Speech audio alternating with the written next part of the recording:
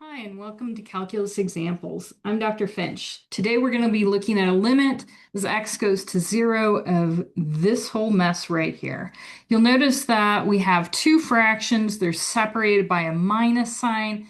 If we tried to plug in 0 right away, which is, usually what we want to do, we want to try and see what happens. We'd end up with 1 divided by 0 minus 1 over 0, which is a pretty bad place to be, right? We do not want that. It is basically bad.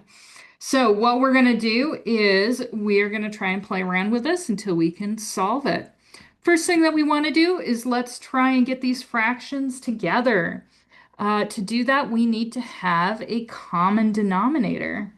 So let's start off there. Our first fraction is perfectly fine. We don't need to do anything to it. The second fraction, we're going to multiply both the top and the bottom of our fraction by the square root of 1 plus x, and that is going to give us our common denominator. Let's squish those together now. Whenever we have fractions that we're adding or subtracting, we do need to get that common denominator, which is a little bit of a pain, but doable.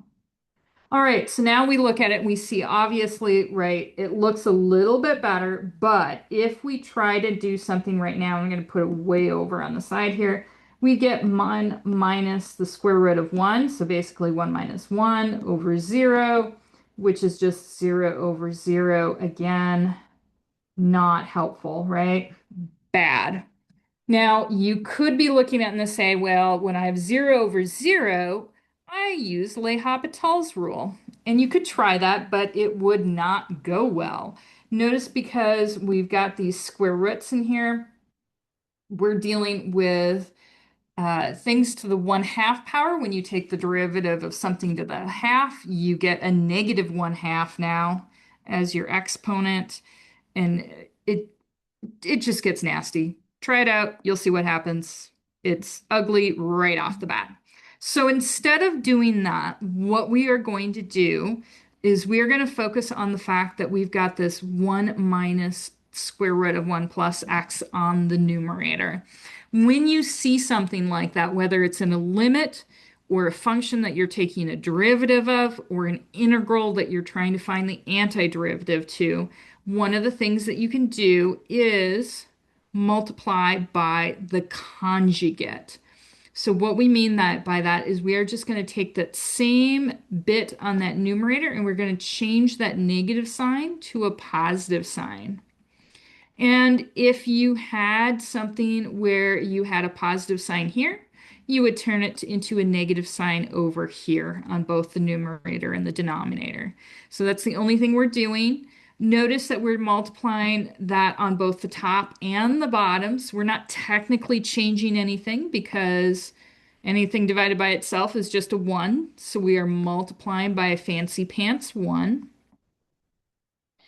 And you will see that this is going to give us a little bit more leg room, so to speak. I'm going to do this in several steps so that we see how this turns out. I'll write it out here first. We have x square root of 1 plus x times 1 plus square root 1 plus x. Okay, so we're going to start by multiplying out everything, and we're going to get some stuff to cancel out, which is the reason why we have that conjugate and why we're going to work with it. It's super lovely for getting rid of our square roots, because now notice we're going to multiply our second piece of information here, and now we get 1 plus square root. Okay, so I will get to the denominator in just a second here, but I want you to see that first of all, those square roots in the middle, they cancel each other out. That's why when we look at this, we want to change the sign if it's plus to minus and if it's minus to plus, because that's going to allow us to cancel those middle terms there. The next thing that we're going to see, and we'll do another step to simplify this, you have a square root times a square root, and it's the same exact thing. So those are going to cancel out, right? Squaring a square root cancels each other out, and we're left with a 1 plus x right there. All right, let's do our denominator, and then we'll go back. So, whoops, I do not want to do that in pink.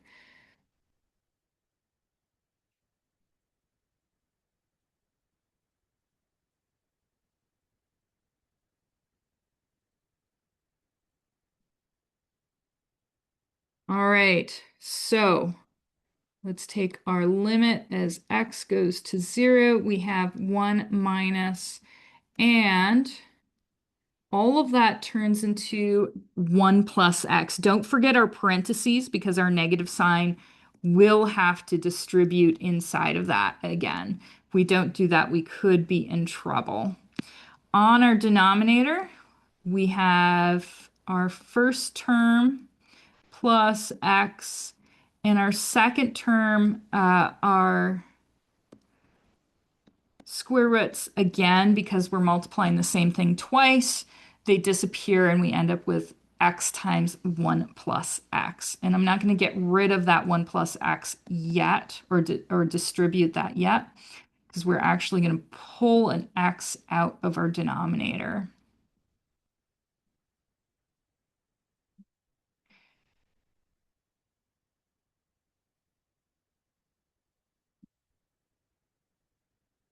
So you'll notice our ones on the numerator are going to cancel.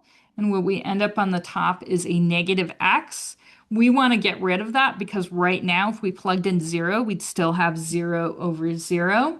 So what we're going to do is we're going to pull a copy of x out of our denominator because you'll notice right here we've got two x's, one in each term in our denominator. So we can yank that out.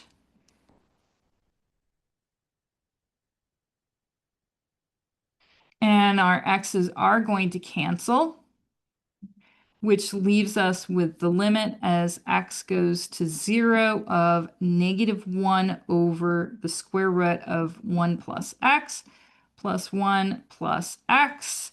All of a sudden, now we can plug in 0 for x because, ta-da, we have negative 1 over the square root of 1 plus 1, which gives us negative 1 over 2 and negative 1/2, which is super lovely. So the takeaway from this is, first of all, know your algebra skills. Remember how to distribute. Tools like that are super useful for distribution. The other big takeaway is the conjugate. When you're working with a 1 plus a square root or 1 minus a square root, keep that tool in your back pocket because it is super useful in all kinds of situations. Thank you so much for listening.